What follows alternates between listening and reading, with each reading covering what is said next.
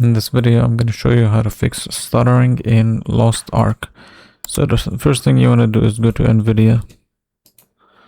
So if you have NVIDIA software, you'll be able to go to graphics and adjust the graphic settings for each game. So let's say, for example, you have Lost Ark here. Like, I'll do this for this game. Just follow the same steps for Lost Ark.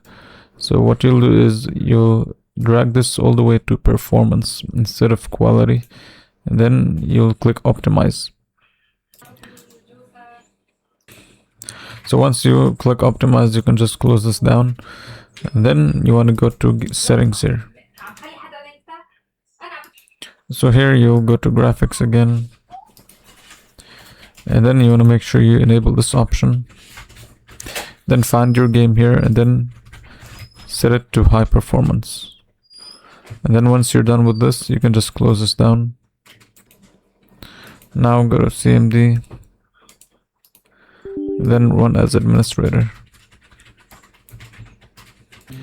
So here you will write ipconfig /flush DNS and then press enter. And then here you will write ipconfig /release. And once it's done, you can close it down. Now you want to go back to Steam.